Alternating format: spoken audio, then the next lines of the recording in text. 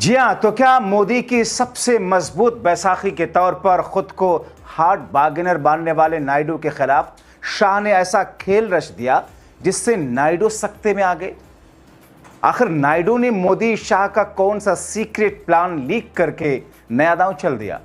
क्या खुद का पंख कतरे जाने की भनक लगते ही नायडू मोदी शाह के ड्रीम प्रोजेक्ट को अटकाकर अपना गेम शुरू कर चुके हैं? आखिर नायडू का नया प्लान है क्या? स्वागत है आप सभी का। आप देख रहे हैं द राजनीति का विशेष सेगमेंट खबर और विश्लेषण। मैं हूं जब्बार खान।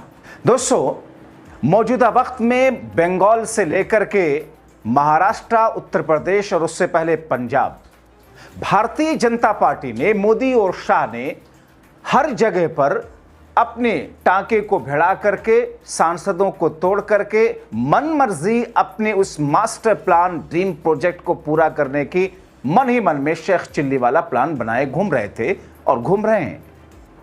लेकिन इस बीच में ऐसा लगा कि सब कुछ हिट है सरकार का प्लान, मगर जो जो नए नए ट्विस्ट आ रहे हैं उसने मोदी शाह के पूरे प्लान को कहीं ना कहीं बीच में अधर में लटका दिया। दोस्तों, मोदी शाह का खेमा तो अपने मास्टर स्ट्रोक वाली रणनीति को पूरा होते देख मंद ही मंद मुस्कुरा रहा था, मगर 20 जून आते आते लगता है कि वो खटाई में पड़ता जा रहा है। एक तरफ महाराष्ट्र में नया पेंच, तो बंगाल में ममता के बागियों के खिलाफ नए ट्विस्ट से गेम में बदलाव आता दिख रहा है। क्या हुआ, कैसे हुआ और क्या क्या होगा वो आगे आपको बताऊंगा। मगर नायडू ने ऐन मौके पर मोदी शाह का सीक्रेट पब्लिक कर मोदी शाह को जनता की अदालत में एक्सपोज करके एक तरीके से विपक्ष की राह आसान कर दी। दोस्तों, दरअसल आपने देश के मौजूदा हालात को देखकर अंदाजा तो लगा लिया होगा कि मोदी शाह की रणनीति क्या है और देश को कहां ले जाना चाहते हैं, और इसमें वो अपने सहयोगी दलों, कुछ गैर एनडीए और इंडिया गठबंधन के दलों तक को कैसे कैसे साध कर अपना फायदा निकालने की कोशिश में है।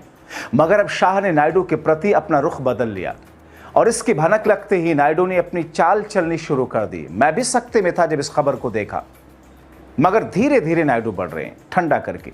सबसे पहले आप एक खबर देखिए, हेडलाइन दरबारी मीडिया लिखता है, क्या 75 रुपए वाली पार्टी ने नीतीश नायडू के पर कतर दिए, टीएमसी के बागियों का हो गया कब्जा।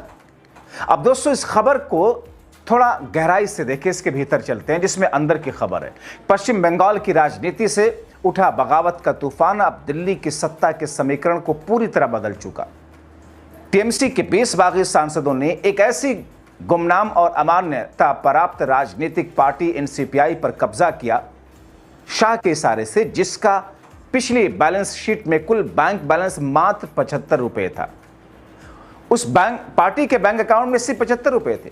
अब रातों रात हुए राजनीतिक तख्ता पलट ने न केवल ममता बनर्जी को एक बड़ा झटका दिया, बल्कि राष्ट्रीय जनतांत्रिक गठबंधन यानी कि मोदी शाह वाले एनडीए के भीतर सत्ता का संतुलन भी पूरी तरीके से पलट कर रख दिया। मगर नायडू ने इस पर समीकरण को ध्वस्त करने का प्लान कर लिया। दोस्तों, कैसे, आपको आगे बताता हूं, मगर उससे पहले आपको नायडू का एक बयान सुनवाता हूं। चंद्रबाबू नायडू ने दरअसल क्या कहा। चंद्रबाबू नायडू ने देश के एक बड़े मीडिया हाउस इकोनॉमिक टाइम्स को एक इंटरव्यू दिया और उस इंटरव्यू के अंदर उन्होंने कहा, सरकार डिलिमिटेशन मतलब परिसीमन बिल फिर से लाएगी और इसे लागू करके रहेगी। यह इसका ड्रीम प्रोजेक्ट है। सरकार की मंशा शुरू से स्पष्ट थी। संसद में कहा गया था कि राज्य में 50% सीट बढ़ेंगी, मगर ये बिल में नहीं लिखा गया था उनके। मतलब नायडू ने एक तरीके से मोदी शाह का खेल खोल दिया है। दरअसल लंबे समय तक सत्ता अपने पास रखना चाहते हैं मोदी शाह, जिसके लिए वो परिसीमन बिल, हर हाल में संविधान संशोधन बिल को पारित कराना चाहते हैं, जिसे राहुल ने फेल कराया था। मगर अब दोबारा उसे लेकर आएंगे, वरना वो तो फेल हो जाएंगे अपनी रणनीति में। जैसा कि आप जानते हैं कि नायडू की तेलुगु देशम पार्टी केंद्र में बीजेपी के साथ सरकार में है। एनडीए सरकार में को 16 सांसदों का समर्थन देती है, मगर अब नायडू का तेवर, उनका अंदाज बदलता दिख रहा है, क्योंकि उनको लग चुका है कि शाह अब नायडू को महत्व नहीं देंगे जो अब तक उनको मिलता आ रहा था, और इस बात का संकेत खुद दिल्ली भाजपा खेमे से उन्हें मिल गया। अब दोस्तों, बीजेपी के सहयोगी और बैसाखियों की बात करें तो सब कुछ पलट चुका है। वो नायडू जो अभी तक सबसे मजबूत थे, वो कहां खड़े हैं। अभी तक नायडू खुद को सबसे मजबूत बैसाखी मानते हुए अपना काम निकाल लेते आ रहे थे। केंद्र से बजट लेना हो या फिर अपना काम निकलवाना हो, दबाव डाल करके करवाना हो, करवा ही लेते थे। मगर अब गेम बदल चुका, क्योंकि सहयोगियों का नंबर और महत्व बदल चुका है। आप देखें कैसे संसद में बीजेपी की बैसाखी की स्थिति बदल चुकी है। संसद में बीजेपी की बैसाखियों की स्थिति क्या है दोस्तों? पहले नंबर पर आ चुकी है एनसीपीआई यानी कि टीएमसी की बागी वाला धड़ा, 20 सांसद नंबर 1 पर। नंबर 1 पर जो नायडू थे खिसक कर नंबर 2 पर आ गए। टीडीपी 16 सांसद। तीसरे नंबर पर जेडीयू जो 2 नंबर पर तीसरे नंबर पर खिसक गई। यानी कि दोस्तों नंबर 1 पर बीजेपी बनी हुई है, नंबर 2 पर बैसाखियों में नंबर 1 पर एनसीपीआई है, दूसरे नंबर पर आ गए हैं अब नायडू, तीसरे नंबर पर नीतीश।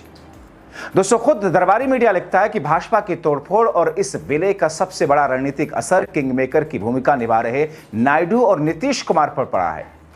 अब तक ये दोनों दल एनडीए के भीतर दूसरे और तीसरे नंबर के बड़े घटक दल थे। इनकी सीटों के दम पर गठबंधन का गणित टिका हुआ था, मगर फिर भी नायडू को अहमियत को साइड करके बीजेपी खेमा अपनी रणनीतियों को पूरा नहीं कर सकता।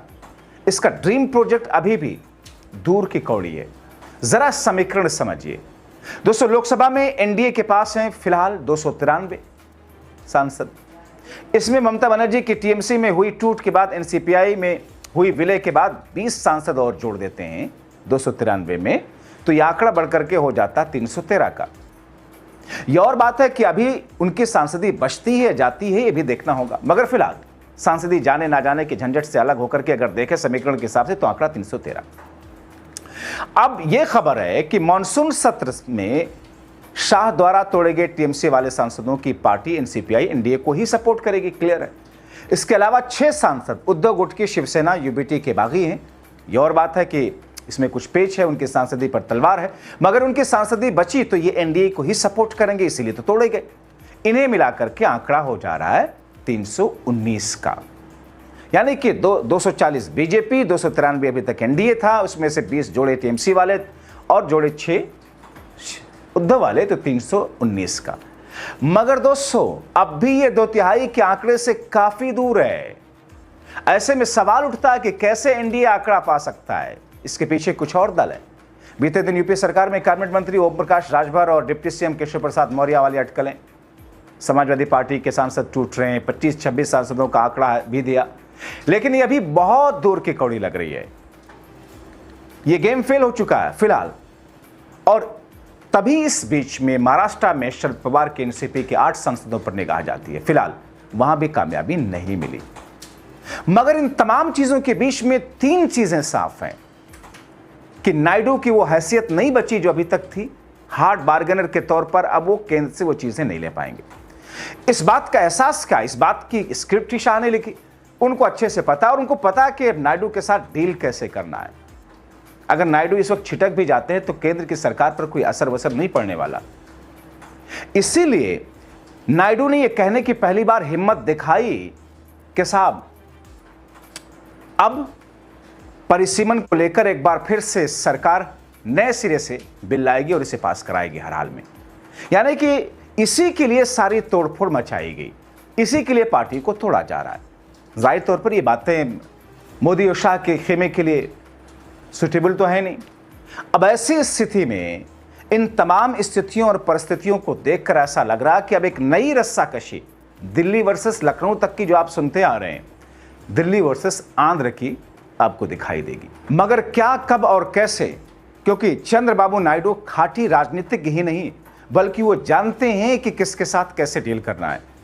क्या किसी की मजाल है मोदी शाह जैसे लोगों के लिए आतंकवादी जैसे शब्दों का प्रयोग कर दे?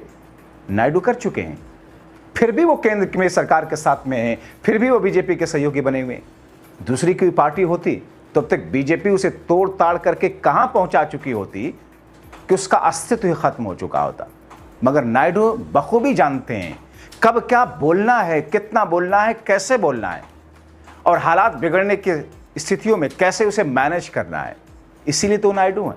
दोस्तों इन तमाम कड़ियों को जोड़ करके आपको क्या लगता है? अपनी राय कमेंट बॉक्स में जरूर लिखें।